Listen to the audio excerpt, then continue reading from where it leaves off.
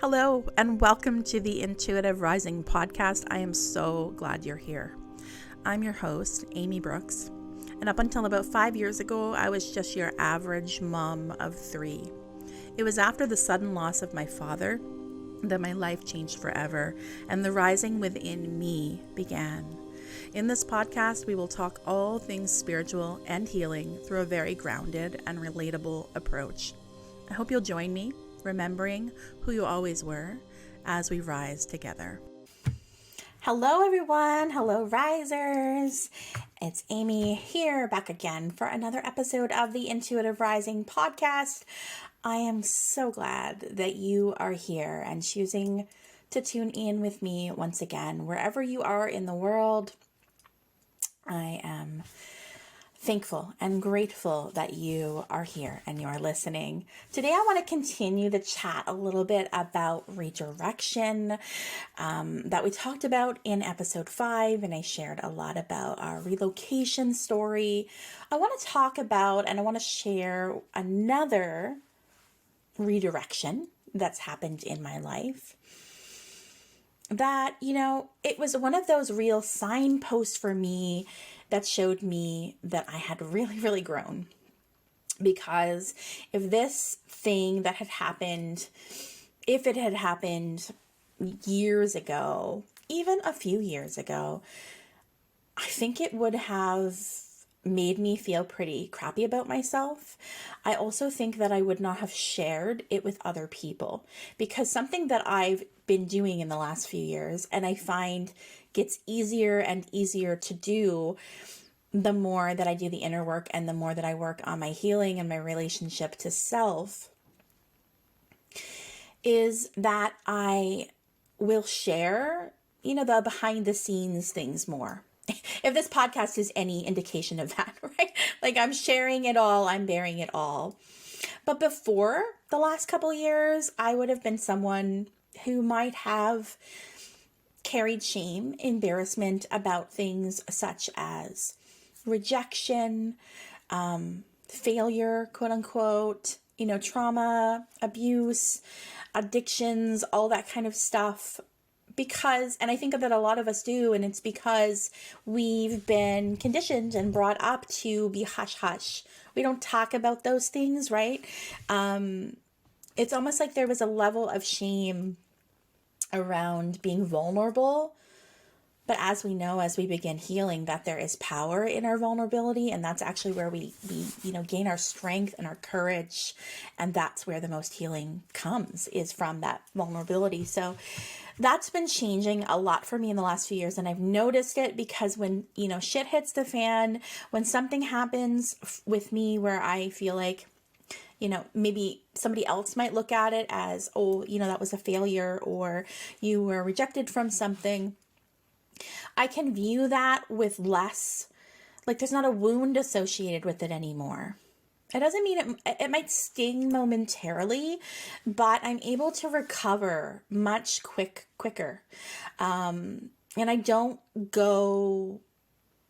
really deep dive into it in the sense that I don't overanalyze or obsess about that thing that maybe I've been rejected from or have failed, quote unquote, from. So I've noticed that has been a huge indication of growth.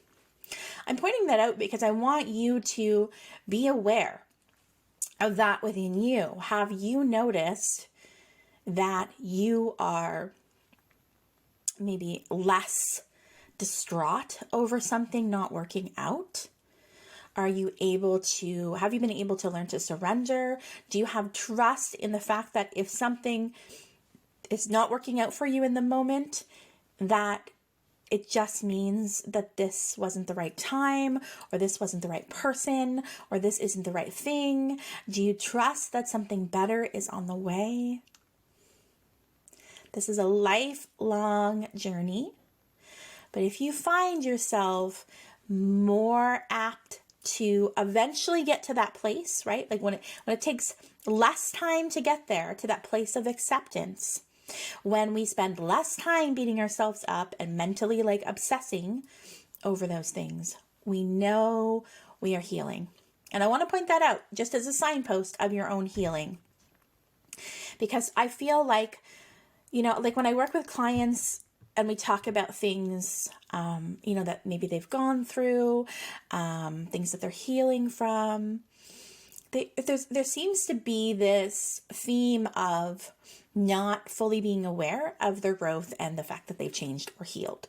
And I think that's pretty normal, because when you are in it, like when you are the person experiencing the growth and the change, it isn't as obvious to you in the day-to-day kind of mundane things, right? It's only when something big happens normally that makes us go, oh, that's a change for me. That's something that maybe I wouldn't have done before. I wouldn't have reacted that way before.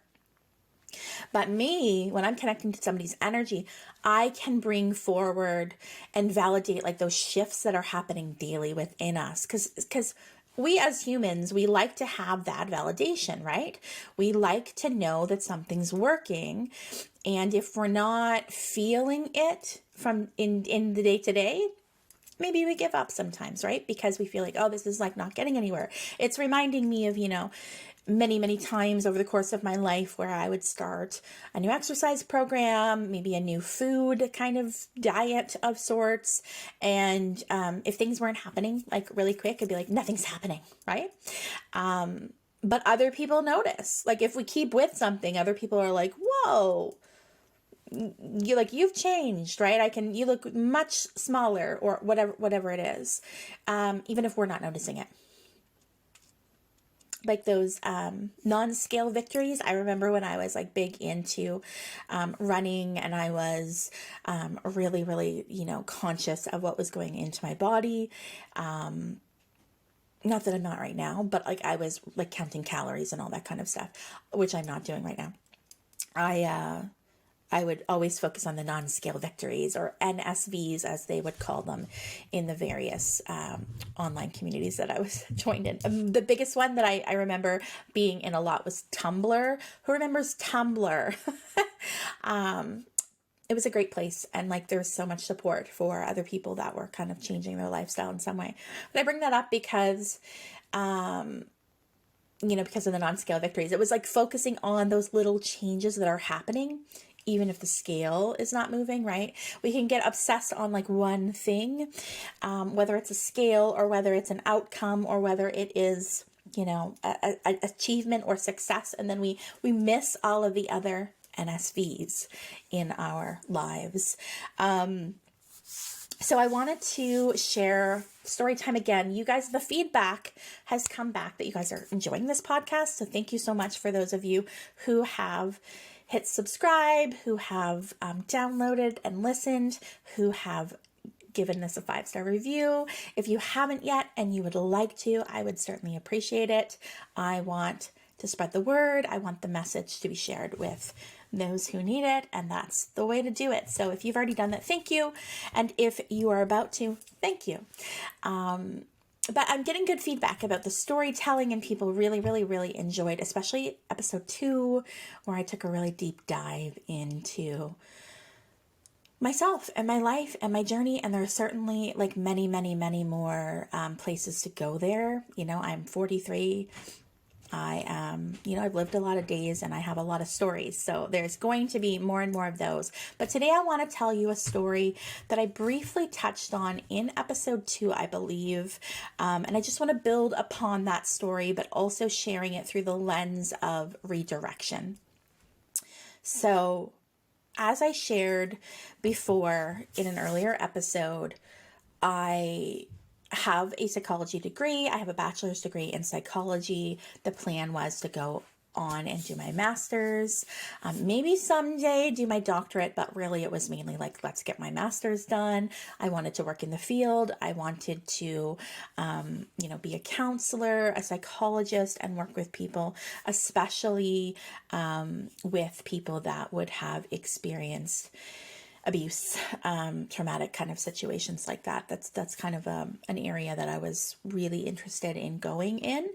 And as I shared in episode 2, just various things kept showing up in my life. Not my lives. Another day we'll talk about my past lives. Maybe we'll share about past lives in a future in a future episode. But for now, we'll talk about this one as Amy Brooks, this life I've lived. So many things kept popping up in my life at the time that I was about to make the decision to go back to school, or when I had already applied. First time was when I got pregnant the first time with our oldest child, who's now almost 17 at the end of this month. I had just graduated university in May, like the end of May of that year, and I would have conceived sometime in like after that, right? So like sometime in that last week of May is likely when that happened. And I had already applied to go to do my master's, and I had been accepted. So this was a plan, it was happening. And then I found out I was unexpectedly pregnant, and I shared all of the details about that, and you know how my now husband and I were kind of like, I don't know if we're ready for this. I don't know if we're going to be able to get through this. There was just a lot of growing pains that we had to go through to get to where we are now, and there's still more to come. Our relationship will forever be evolving and growing and healing and all of the things as it should.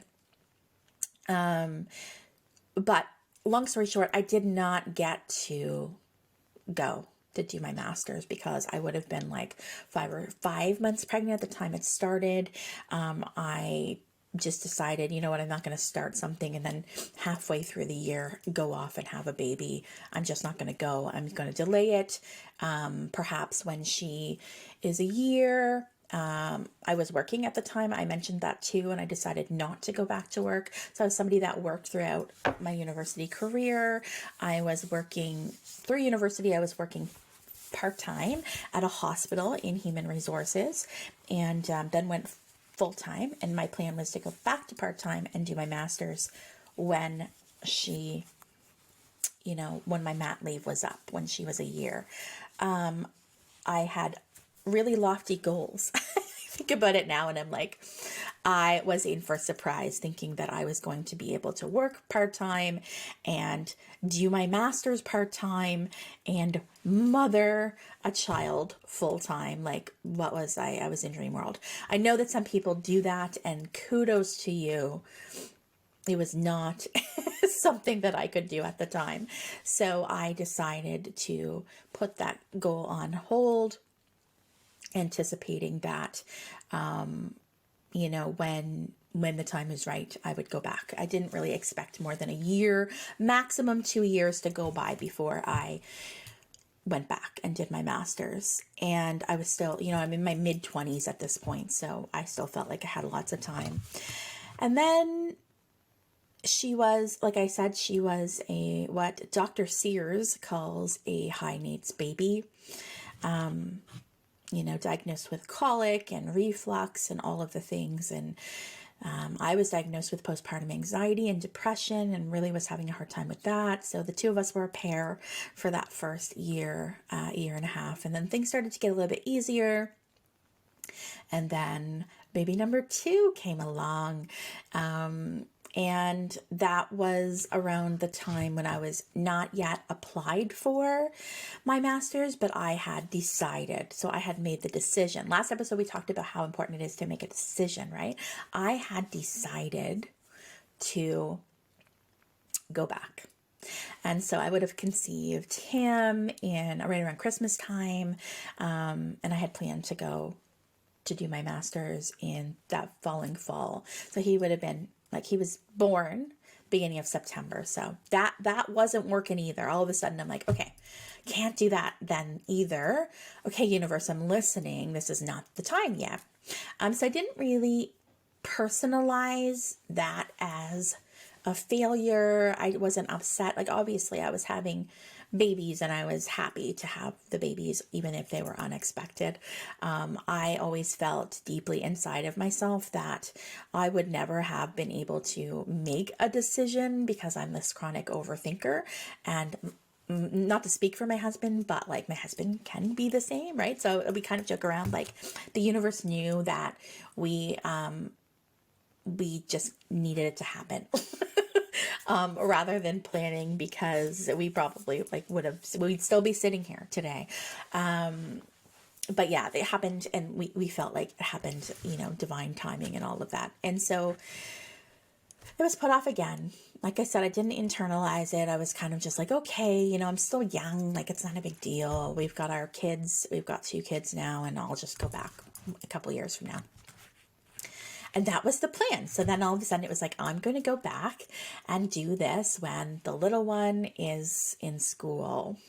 So, I was planning for a total of like 6.5 years off from the time the first baby was born till the time the second one started school, about 6.5 years in there. And I'm like, you know what? It's fine. I'm still only going to be like 31. It's not a big deal. And it was always the plan, though, always the plan. And then, as I shared, we got an unexpected posting message with my husband's work and moved to a new province unexpectedly and very quickly. Right, like literally within a week before my youngest started school. So now all of a sudden it's like, okay, now we're being uprooted. I can't really make plans. That time I had also applied, been accepted to the school back in my home province. And then we got posted. So at the last minute I had to withdraw. And I'm thinking, okay, universe, right? Okay. This one hit harder. This one stung a little bit more, this redirection. And I don't know. I think it's because I really didn't want to be moved. It wasn't like I was getting a reward out of it, or I didn't perceive so at the time. Like with the 2 babies, I was like, okay, the reward is the baby, right? So it's okay if I'm redirected for, another year or a couple more years, because I want these babies and now I have them. So it's fine. It's fine. And I think I always kind of knew, well, I didn't actually know before I had babies, but once I did have my first baby, I knew that I wanted to be a stay-at-home mom. And once I had the second one, it was like not even a question that I would be as well. So there wasn't like a sting associated with me having to put that off until he went to school. It was a choice I made, actually. But with the move, not a choice I made, right? So that redirection stung more, and I was definitely pissed off at the universe about it. I did not want to be delayed again. I did not want to be moved again. Yes, maybe I could have applied to a school here, but it wouldn't have happened at that fall, because obviously we moved in the end of August, so it's too late to apply for the fall. So yeah, maybe I could have started in January or even the following fall, but it just felt like, I don't know, my mental health was not that great right after we got moved as well. And I felt very woe is me, I guess is the best word to describe it. I felt pissed off at the universe. I felt kind of angry at my husband and his job for moving us, because, and I know it wasn't his fault. It's just in the moment you're looking for somebody to blame. But when we first met, I think I shared the story of when we first met. Did I share? We met on a blind date. Did I share that? I was avoiding meeting him because he was in the military. Now, listen, I've been a military spouse now for almost 20 years. So I am not poo-pooing on the military, but I grew up in a military town and I knew that life, and I didn't want to live it in the sense that I didn't want to be moved around and posted. I didn't want my spouse to be deployed. I just didn't want it. So up until that point, when I met him at age 24, I was avoiding other military men. If they had asked me out or somebody wanted to set me up, I was like, no, when I found out they were in the military. But for whatever reason, fate, whatever you want to call it, I agreed to meet my husband.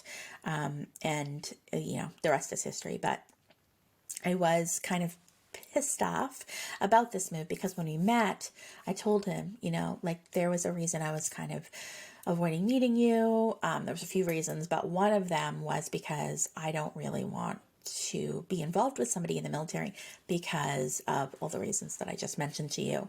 And he was like, oh, don't worry. Like my trade doesn't really get posted. I'm in the Navy. So it's not like, we don't get posted as often as say like the Air Force or the Army would. I'm just probably going to get posted from ship to ship or from building to building. And, yeah, I might have to go to sea, but you won't have to be moved. Like it would be very, very unlikely. As we know, we did get posted, and it did happen, right? So there was that little bit of possibility there. And so I was kind of pissed off because I'm like, this is not what we agreed about. There's nothing he could do about it. I'm getting really off topic, but that's how we are around here. That's how the brain works. I also say a lot, and I am very hyper aware of it, and I apologize if it annoys you, but I just can't seem to curb it yet. So I was just about to say it. I caught myself. So we got posted here.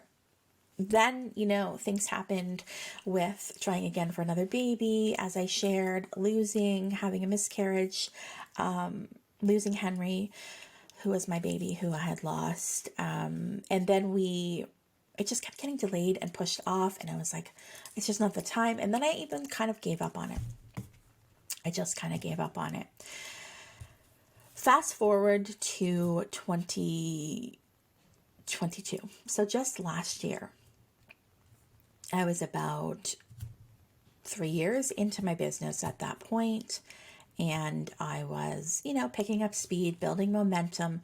My business and the process has been slow and steady. It hasn't been overnight success, but it's been slow and steady. And it's been the way I want it, actually, because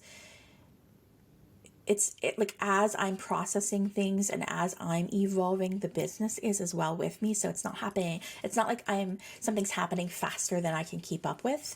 Also the people that I work with, the clients that I have, the followers that I have, the listeners that I have, you guys are engaged and been with me since the beginning. So many of you have been with me since the very beginning.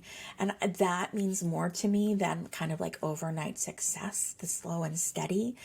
And I have big dreams. I really do feel I'm on I can never say this word, but let's attempt it. Trajectory. I do feel it. I felt it for many years. I've also felt as if I'm somebody that's kind of going to bloom later in life rather than earlier in life, in terms of my career, in terms of my own personal development. I've always intuitively felt like life gets better for me 40 plus. And certainly, the last couple of years, now that I'm 43, I definitely can see that. And that's unfolding that way. So in 2022, I made the decision. Okay, so I'm doing my business. It's going well. How can I reach more people? How can I work with people that maybe, something that came up actually was because, obviously my services are not covered under insurance or anything like that. I do feel like maybe in the next 20 plus years, work like I do will be more globally kind of recognized as healing, as a type of therapy in a sense. But it's difficult because people that do this work don't have to go through any training or there's no sort of licensing involved with it. So it's a difficult process, to get to that. There are some really, really, really, really good people doing this work that are natural therapists and counselors, and they also are healers. There's also some that are not doing, good work, in the sense that they're not ethical and working with integrity and with, morality, really. They're not moral in some sense.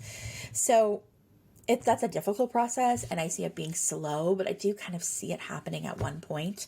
The reason I'm bringing that up is because of something that I hear a lot from my clients is this is so much than just a psychic reading or just a mediumship reading.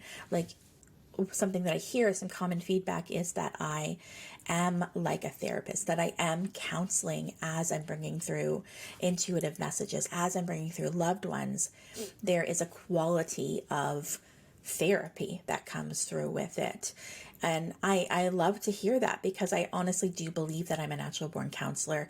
And I believe that that adds something to the quality and the experience and the impact in the sessions that I do. Because like I said, it's not just your basic random psychic reading. It's really, really, really deep.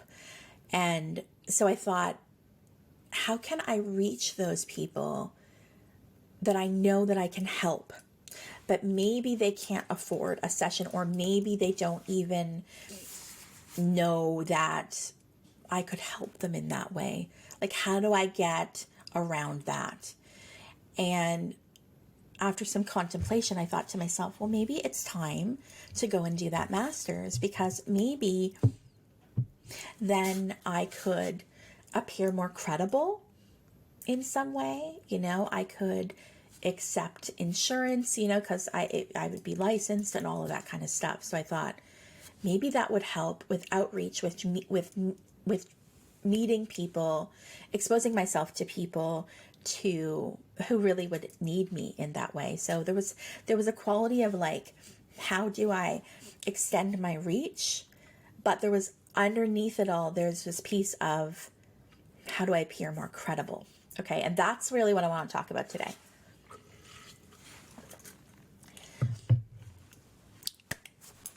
I'm just going to make a note. So I applied. I took the plunge. I applied for a master's in psychology program. It was all a virtual program, so I could do it from home. I could do it anytime I wanted. Like there was a couple hours a week of classes, but they didn't have to be attended live. You could watch the replay, because a lot of the people that are in that program are working full time, so it's kind of built to accommodate people's schedules. And so I thought, this is perfect. I applied for it. I spent a long time working on my letter of intent, and I gathered references from people who spoke highly of me and said that I would be an absolute natural fit for this. And that, I think one person said in their reference, they said, I can't think of anybody else that would be better suited to work in counseling and therapy and psychology than Amy, which was a lovely thing to hear. But, the references were really good. The letter of intent was really good.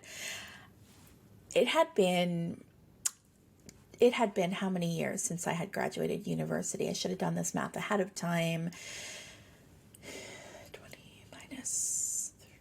It had been 17 years. Okay, so this coming spring, it's going to be 18 years since I graduated university. And so it had been a long time. And I knew that my first year, I was kind of, I got by. I wasn't an A student in my first year of university, but I was also taking a program that I didn't necessarily love. And it was in that first year that I took an intro to psych course and discovered my passion and love for psychology. And so then in the second year, I changed my focus. I got out of the first program I was in and moved into a focus on taking psychology courses. And so my second, third, and fourth years, the marks are quite good, but that first year, not as great. And that first year affected my GPA. So I passed everything, right? But there was some C's in there, some B minuses. And so I didn't know. I just assumed my GPA would be high enough. Your GPA has to be quite high, like your overall GPA, to get into a master's program for psychology. And I understand why, right? Because this is a professional level graduate degree. And, if you're going to be working professionally in that field, you need to have high GPA. But I assumed that my GPA was high enough because the second, third, and fourth year of university for my undergrad, I did really well. And so I didn't ask for a copy of my my transcript to be sent to me. I just had the university fax it directly to this other university that I was applying for. And I guess that was a mistake. So what ended up happening is, after a few months and back and forth correspondence with the admissions team there, I discovered that I did not get in and I was not accepted. And the only reason was because my GPA was 1 point below what it needed to be. 1 point. And this was, it kind of shook me, I'll be honest. I remember reading the letter and almost kind of being like, shaky from nerves. And I took a moment, I swallowed my pride for a moment, and I remember thinking, it's okay, it's fine. And I actually shared right away about it. I didn't hide it. I didn't bury it. I didn't take it as failure or that I wasn't good enough. I didn't attach it to my worthiness whatsoever. And that was huge for me, actually, when I realized that, because I would have absolutely internalized that as failure, and I would have been embarrassed of it, and I would have had shame about it. I certainly wouldn't have been talking about it on a podcast, like, no way. I wouldn't have even told anybody about it. I just would hope that nobody would ever ask, whatever happened to, no, I wouldn't even talk about it. But I did, and I shared, with a couple people.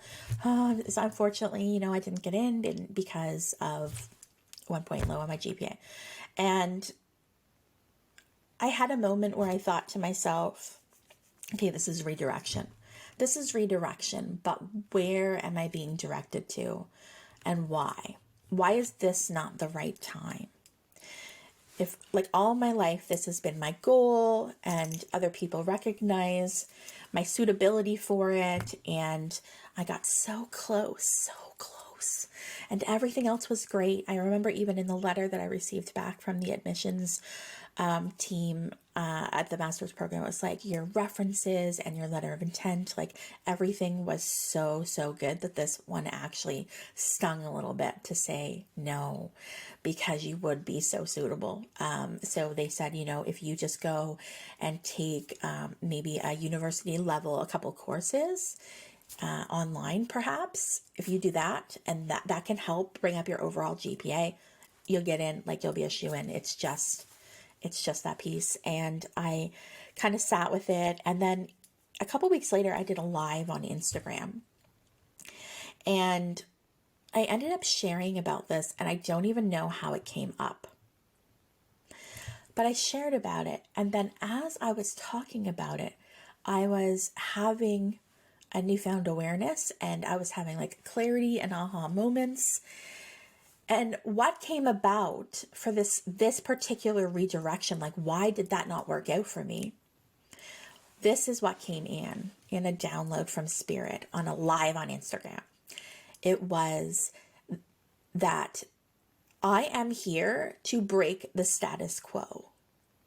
And I know that in my heart of hearts, anybody whose path, their calling and their natural abilities is to be a medium or a psychic in this world right now, definitely would be here to break some sort of status quo. It's not I don't think anybody, there's some people that might choose to be a medium or a psychic. But I think a lot of us just feel as if it's unfolding for us in front of us, and we feel the call and we follow it because it feels like it's naturally happening to us. And certainly this is me speaking from my vantage point, from where I stand. So if you felt differently and you are a developing medium, just ignore me. From my vantage point, I'm this is not something I ever thought I would do, but it's just something that I had to do. Once it started unfolding to me, I couldn't turn my back on it.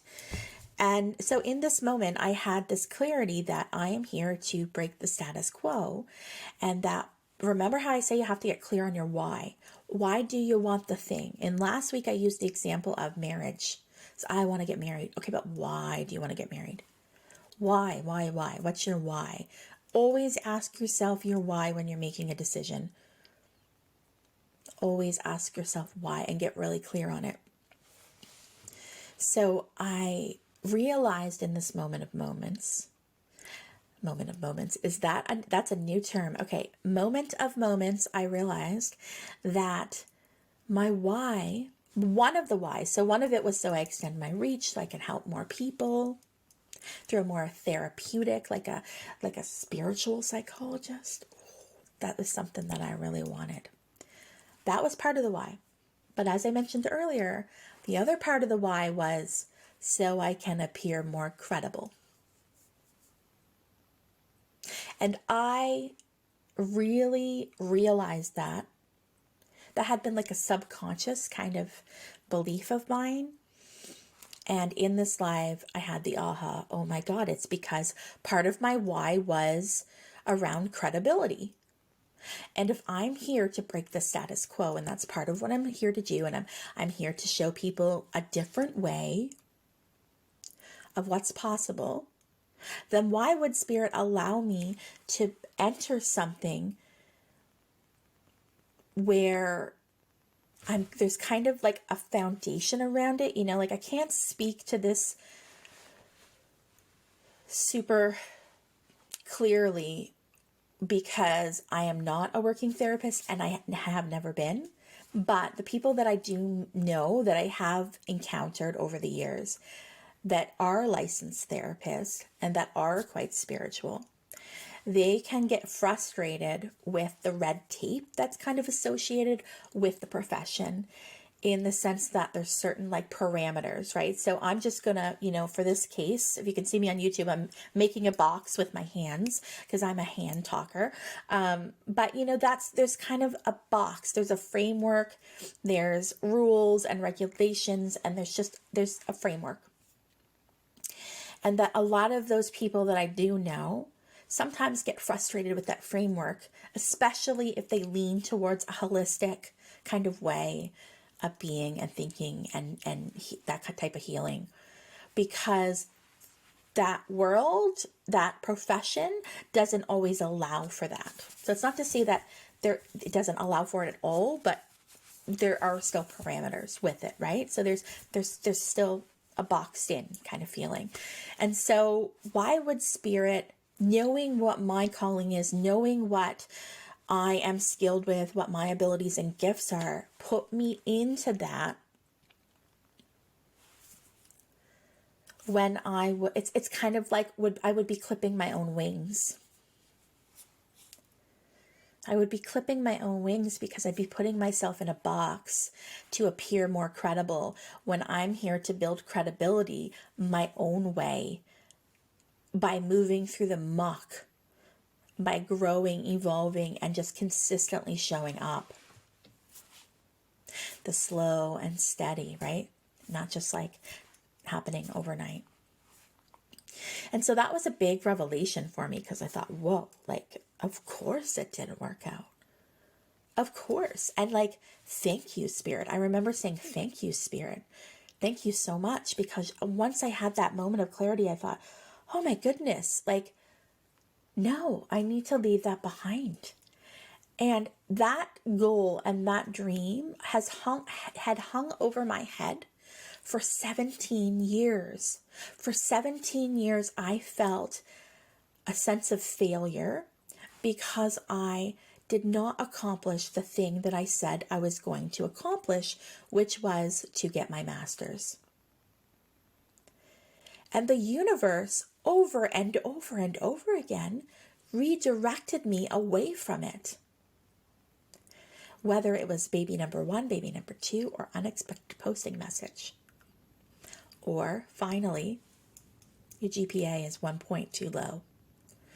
4 times in 17 years, the universe redirected me and said, no, not this. Not this.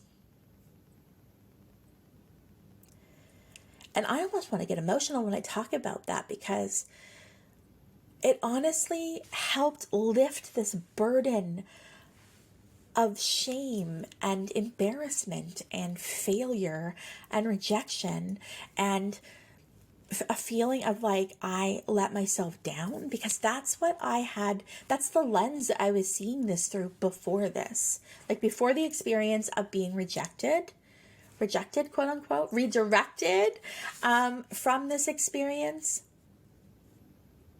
Before that, it hung over my head for 17 years as, hey, remember that goal, that dream that you had, that you have let go of, that you didn't follow up on? Remember that? And it like hung, it was heavy. It was like a really heavy rock, like boulder. It was a boulder in my backpack. And in this moment, on this live, on just a random, I don't know, like Tuesday afternoon, I thought the rock flew out of my backpack. It flew out and it's gone. And I felt like crying then, and I feel like crying now when I'm revisiting it, because I cannot tell you the feeling of relief that brought me. And there aren't really words to convey the experience of how it felt. I know I'm not doing it justice, but I can tell you it freed me. What is that boulder that you're carrying in your backpack?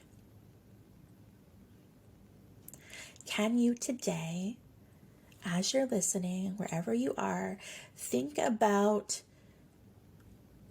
what you've been redirected from in your life, whether it's a relationship, a job, something to do with your education.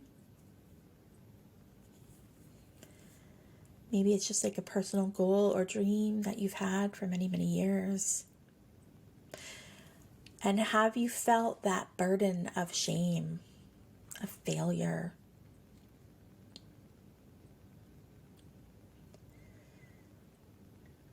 Can you look back and reflect on your past and see how the universe was redirecting you?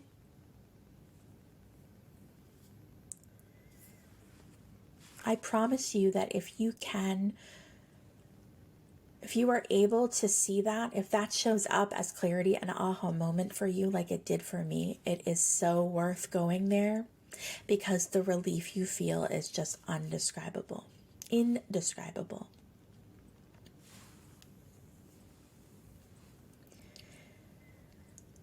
So now, after that happened, after that aha moment of clarity, I have really poured myself into this, my chosen profession, the profession that I never thought I would have, but feels like coming home, feels very natural to me. Created this podcast. The idea for this podcast was brewing very soon after that letter with the no in it. The community that I created, the content that I put out, the readings that I do, the connections that I make, all of that was enhanced because of that letter that said no. I felt a sense of renewed passion for my craft. Because somewhere in the back of my mind or somewhere in my subconscious, I was carrying this, I'm doing this, but like I'm going to do this too, or maybe instead of, or I don't know. But there definitely was this filter of, this is incredible. I want to feel credible. I want somebody else's validation. I want somebody to tell me through a series of, I don't know, a degree or a letter, some letters behind my name that tell the world that I'm credible. And so there must have been a part of me that wasn't fully in this. How could there not be if a part of me was still yearning for that credibility, the letters behind my name? Once again, I would be hiding. I would be clipping my wings. If that had happened, Spirit knew I was here for more than that.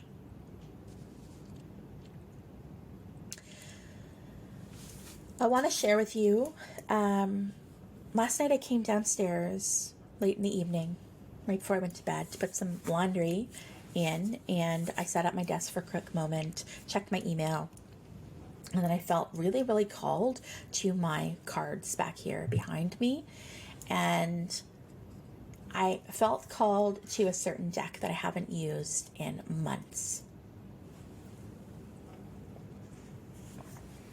The deck is called Sacred Rebels Oracle, and it's created by Alana Fairchild.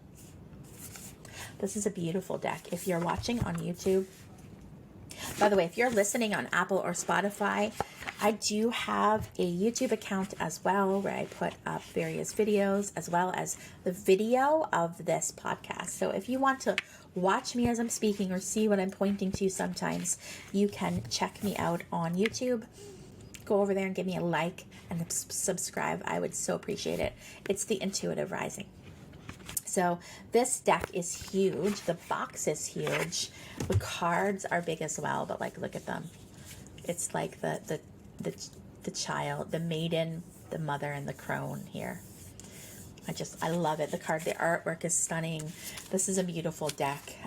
If you are looking for a new deck, you might just kind of want to check this out and see how it feels for you. And it says guidance for living a unique and authentic life. I also want to tell you that the weekend that I was taking Reiki training, I pulled from this deck the morning of because I felt called to. That was the last time that I visited this deck. And I felt like this had like Reiki energy in it. I don't know why, but I just did. And the message I got was about the throat chakra, which we talked about before here, right? So anyways, I came down last night and I pulled a card from this deck. And honestly, it's not all that common for me to pull a card and feel like I want to cry. Like normally when I pull a card, I feel excitement. I feel like, oh yes, like thank you for validating what I already know, and I just feel kind of excited. I don't feel like I'm going to cry, right? I pulled this card last night, and I looked at the card, and as soon as I looked at the card, I felt tears welling in my eyes, and I thought, what is this about? And then I said, thank you, Spirit. Thank you. You see me. You are here. I know you're here. And then I went to the guidebook and I read it. And I literally had a good cry. I did, because it felt so validating.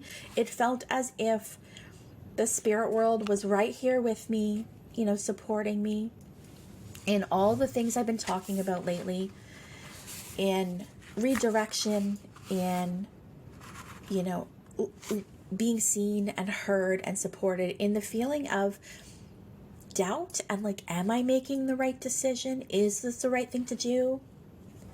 I shared last week, I honestly believe that I'm going to be in that until I'm out of it. Like until the next phase of my life comes and we are moved and we are settled in our new home, in our new province. Until that, I fully expect to feel this energy of doubt and what ifs.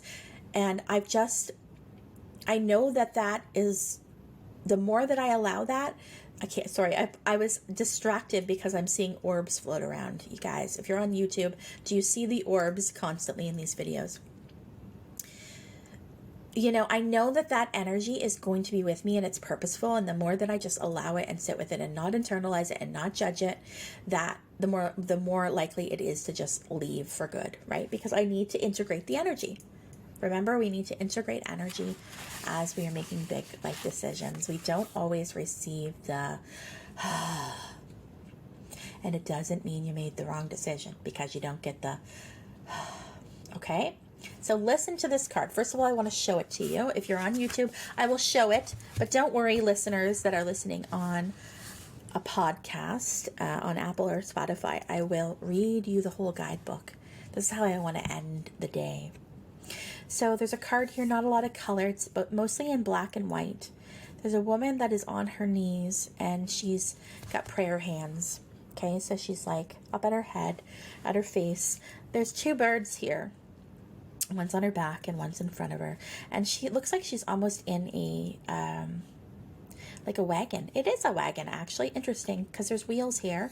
You want to know one of those like radio flyer wagons? Anyways, the only color on this whole card is on the side of the wagon, and it is red like a radio flyer, but instead of saying radio flyer, it says faith. And so the card that comes in is faith in the process. Hope you guys listening that aren't watching can visualize that. So I'm going to move on to the guidebook, and I'm going to read it straight from the guidebook. And I hope that these words seep into your heart and your soul, and you absorb them, and you allow them to penetrate, and you allow them to release what needs to be released, and that you feel a sense of well-being in the process, that you feel a sense of comfort. So again, this is from the Sacred Rebels Oracle by Alana Fairchild. These are not my words I'm about to read. They are Alana Fairchild's. And this is a long one, so just settle in.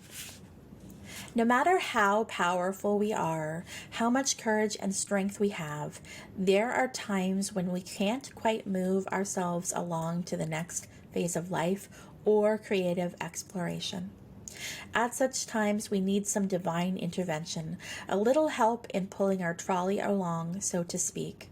When we are at the edge of our own limits and have no more personal resources, we might be left with only one spiritual power, that of faith. Fortunately, that is enough. As unlikely as it may seem, the invisible help from the universe is often more powerful than the physical efforts of 1,000 men. That is because the invisible help is not limited by physical laws. It can shift, bend, and move in ways that defy limitations. It can affect, evoke, and influence situations through invisible but undeniably persuasive means.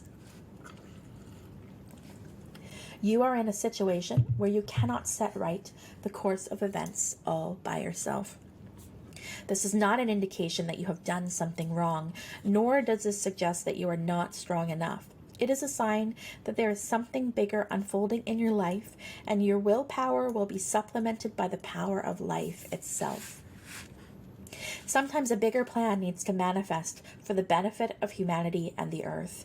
You need to shift your perspective to realize that you are part of the greater unfoldment of life, that your individual life serves the greater plan, and that you are not separate from its genius. This is what is happening now. You happen to be instrumental to the greater plan, and as such, you need to accept your position and be moved, while also being empowered and protected as you make personal progress through your role in the grander scheme. This is a time for humility and trust. You need complete faith in the process and events that are happening. There is nothing to worry about. You will be moved most fully and easily and with the most grace and assistance through your faithful surrender. Ironically, it is through complete surrender in total faith that we become the most empowered. When we are no longer trying to impede the perfection of the greater plan, we can be aligned with and be moved by the process, having faith in the benevolence of life rather than harboring the suspicions that life is seeking to catch us out. Then we can relax a little. Having faith in the process gives you space to be curious about what is taking space. Right? That's where you get the ahas and the clarity. It comes from having the faith in the process.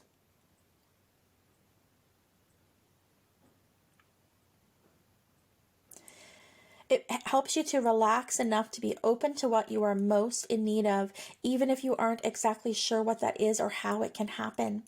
The guidance from this oracle comes direct from the greater source of life itself. There is now an opportunity for you to be moved from the situation you are currently in to the next chapter of your life story.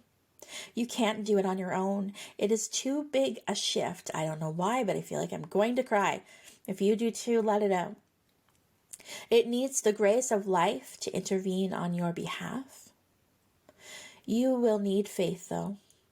You may feel as though the wheels of your trolley are coming off or that they are a bit rickety. But you must also understand that the voice of life is now coming straight to your heart with this message. I have resources you know not of. It is safe to trust in my ways and in my wisdom, for I love you and I am guiding you into all that is rightfully yours. Know that what is rightfully yours, what your heart truly desires, and you need not fear loss. Nothing that is meant to come to you will be denied, and it is safe for you to go and to let go and allow me to move you. Through faith and peace is restored. You are able to know this and perhaps have some fun in the process. That could not be more true. By having that faith, by allowing that wiggle room where you're not judging yourself or internalizing things, gives yourself that space to be curious about, I wonder why. I wonder why I was redirected from that. Like it gives you that space to be curious about something. And curiosity is one of the most important things of life, right? That's where everything comes from, is from a sense of curiosity. I wonder what would happen if, I wonder if I could do this. I wonder if that's how life unfolds, is through curiosity. And when we are holding too tightly, or if we're internalizing, or we're judging something, judging ourselves, feeling like we failed, we're impeding the natural curiosity that wants to run through you.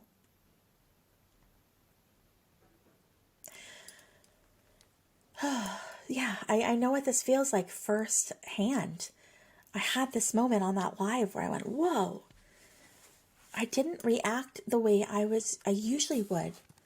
I just stayed curious. When I got that letter, I didn't cry. I didn't feel like a failure. I didn't feel unworthy. I didn't feel like, the universe was shitting on me. I really didn't. I would have before. I would have. So I'm telling you this, I'm sharing it with you. This is my vulnerability, because when somebody else shows you the process of becoming something, of learning something, of unlearning something, it helps you see the same, be aware of the same, know how to even attempt that. I promise you, you are growing in so many ways, whether you realize it or not. You are not the same person you were 5 years ago, or even 2 years ago. Maybe you're a different person than you were last month.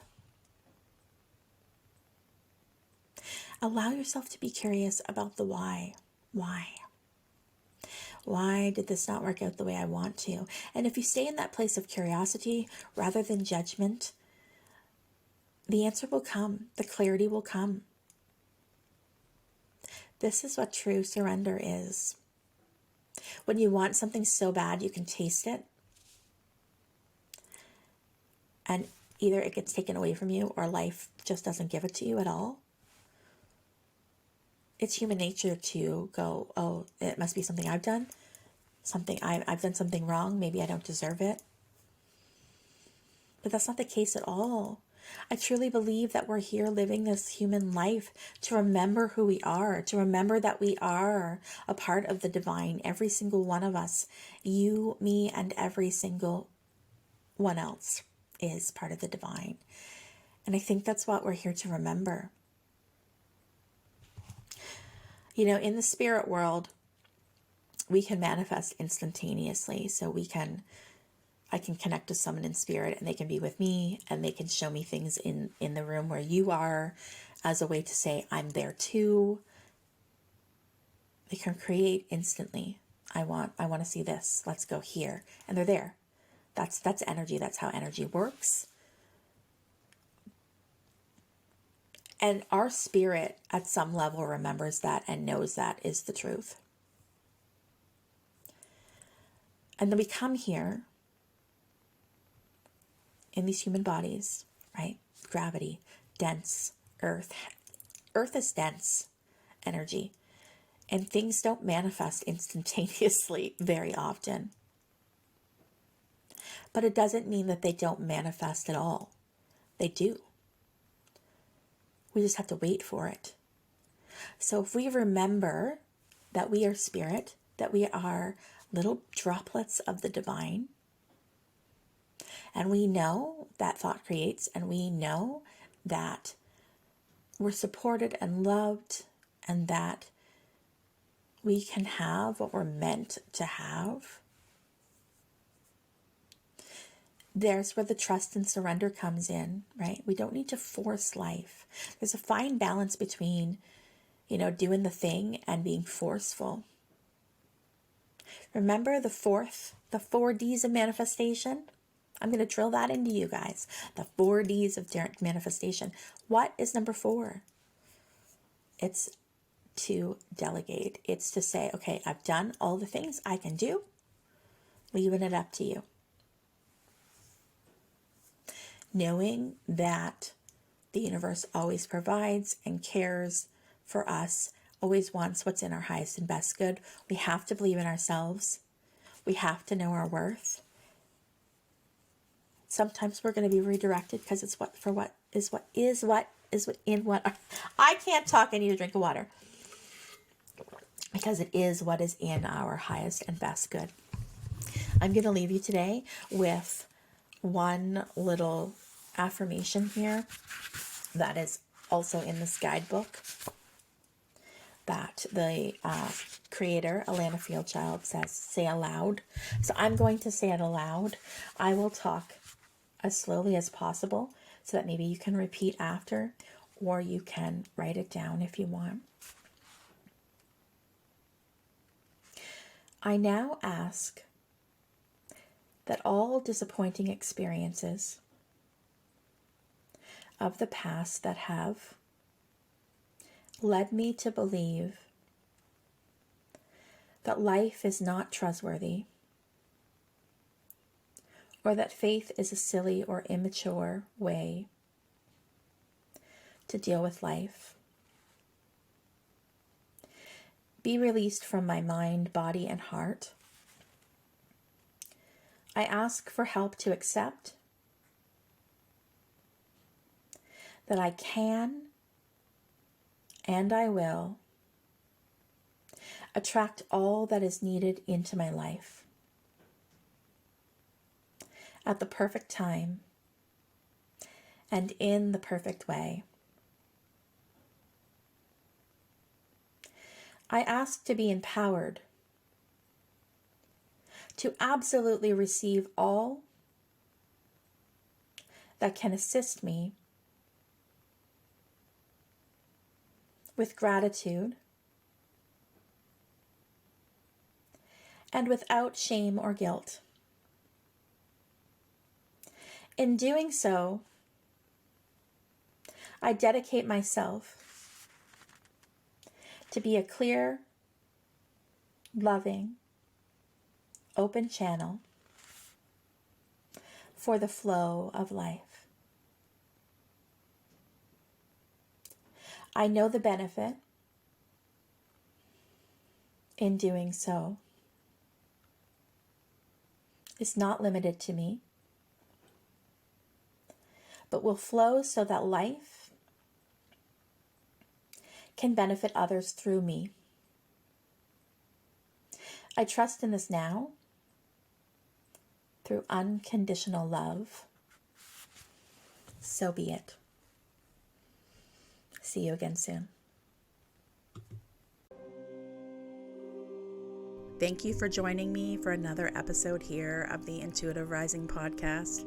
If you would like to continue the chats and join the community, please join us over on Facebook and search for the Intuitive Rising community. All are welcome. If you enjoy this podcast, please consider giving it a 5-star rating. If you'd like to connect with me directly, please visit my website at theintuitiverising.com.